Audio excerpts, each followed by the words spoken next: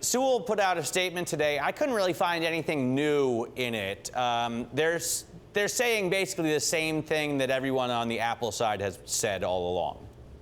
Yeah, really what we're going to look for tomorrow is a couple of things. A, Apple wants to kind of frame the debate on Capitol Hill, and that is raising a few questions. A, do we as a society want to limit the development of technology to protect private data, that sort of thing? Should the FBI be able to prohibit a company like Apple from selling these products that protect your private data? And third, Apple, this is another point that Apple really wants to hit, should the FBI be allowed to compel Apple to make something that it currently says it does not make? And so they want to frame that for the lawmakers.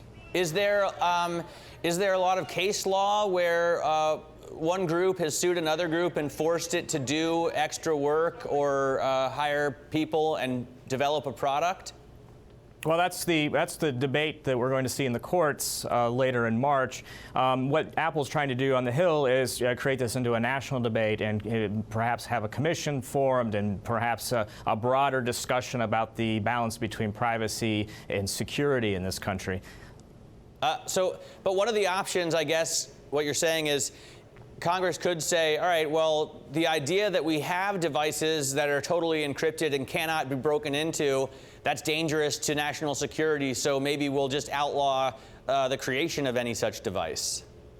Yeah, we've seen in the telecommunication world, those companies have been required to work with the government and those sorts of things, but the device makers have been left out of past legislation. But the technology is changing. You used to plug your phone into the wall, and the conversations used to travel on wires through the AT&Ts of the world. I mean, I guess Apple's argument is, at least part of Apple's argument, away from the grand idea of liberty versus security, is that, if they don't build a fully encrypted device that can't be broken, then someone else surely is going to, right? Well, they're concerned about the competition. They're also concerned about what would happen outside of the states, what other countries would then want this key that they say that they would be creating, essentially. What's the mood, you think, of Washington, D.C. when it comes to liberty versus security? I mean, what's the prevailing sentiment there?